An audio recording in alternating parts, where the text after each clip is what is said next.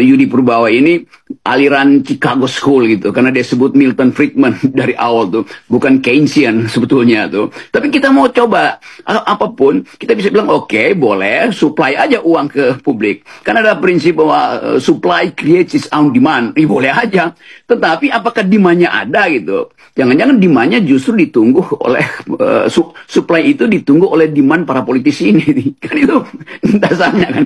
Jadi saya mau coba bikin keterangan ini dengan menganggap bahwa oke, ada niat baik, tetapi selama ekologi politik, ekologi kabinet tidak dilakukan radical break, maka ini akan jadi wacana teoritis saja. Kira-kira begitu tuh.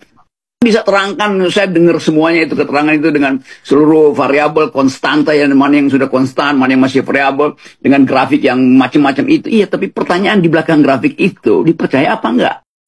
Global ekonomi kacau balau. Apa kita harus takut juga? Enggak juga. Kenapa? Ya, saya orangnya optimis banget ya, semuanya nggak apa-apa lah. Tapi kalau kita lihat datanya, kita lihat di situ. Domestic demand kita itu adalah pengeluaran konsumsi 63,36%, ditambah lagi dengan pembentukan modal tetap bruto atau investasi itu adalah sekitar 32%. Kira-kira hampir 90%, lebih 95%. Let's say kita hitungnya ekspor aja deh. Excluding ekspor kita masih 75%. Kalau kita jaga domestic demand kita, global merit biar aja. Jadi langkah kebijakan yang saya lihat dari Pak Prabowo tadi dan Bu Sri Mulyani kelihatan sekali kita memang menjaga domestic demand. Itu saya pikir langkah yang tepat sekali. Jadi santai aja kalau global merit. Nggak usah takut. Karena domestic demand kita kuat. Udah selama kita menjaga itu, kita akan tetap tumbuh dengan baik. Artinya pasar atau pemain di pasar nggak usah terlalu khawatir. Ini ada dari IPB, dari IC, Pak Iskandar. Itu tolong disebarkan ke pasar bahwa itu yang terjadi sebetulnya. Kalau saya ngomong ke pasar kan orang susah ngertinya. Kalau Anda kan ekonom gampang menjelaskan ke pasar. Atau Anda menduga saya juga ngibul? Enggak ya. Terus, bagaimana sebetulnya kondisi domestic demand kita sekarang? Apakah sedang jatuh apa enggak? Next.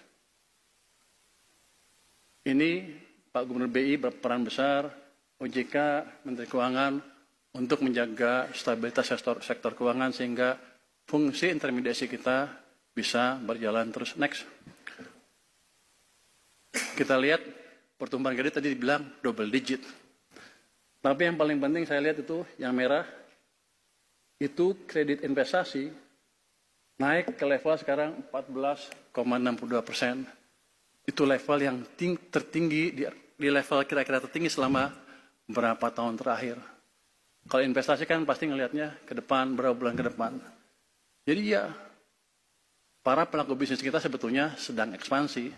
Cuman mereka jarang ngomong di TikTok. Yang di TikTok kan yang nggak ada kerjaan. Tapi yang kerja kan pasti yang ini. Jadi inilah gambaran sebetulnya. Ekonomi kita sedang ekspansi, kira-kira global turbulensi masalah perang tarif juga mungkin kita malah diuntungkan. Kalau indeksnya di bawah 100, yang hijau ya, masyarakat nggak suka ke presidennya. Di bawah 90 akan banyak demo, di bawah 85 demonya akan ramai dan mungkin terjadi pergantian kekuasaan. Tapi sekarang, saya pikir tadi juga akan jatuh tuh. Karena saya terkontaminasi TikTok, Instagram, beritanya negatif terus. Saya pikir, rakyat nggak suka sama presiden. Tapi setelah saya baca surveinya, kelihatan sekali, di akhir tahun 2024 dan sampai sekarang, itu indeksnya naik ke level yang tertinggi. Di level yang tertinggi, sepanjang survei ini dijalankan. Jadi artinya apa? Artinya masyarakat amat puas dengan kinerja Bapak Presiden Prabowo, Pak.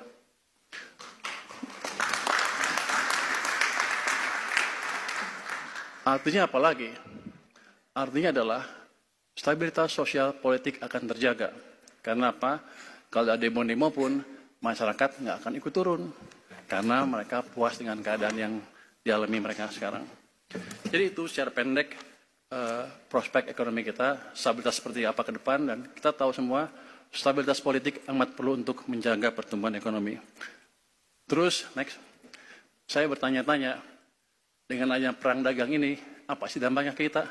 Apakah itu akan merubah arah ekonomi kita ke depan?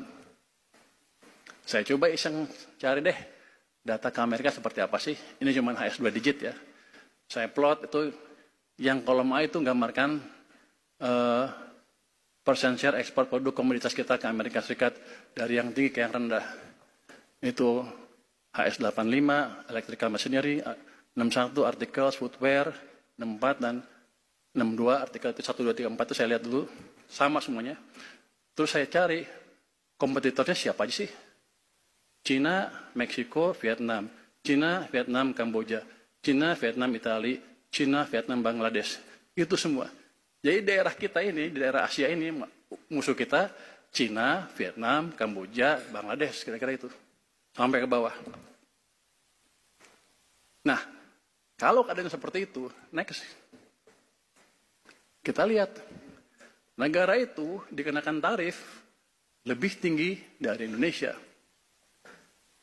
Tadi Pak Erlangga sudah menyatakan hal itu, Bu Sri Mulyani juga, Pak Luhut juga sedikit. Tapi mereka malu-malu. Nggak berani bilang apa sebenarnya yang terjadi ke kita. Apakah kita rugi, apa untung? Kalau saya lihat ini, saya untung. Trump membantu daya saing produk kita di Amerika. Itu first impact-nya. Kalau itu diketahui pasar, investor-investor di pasar, mereka nggak akan panik, malah untung.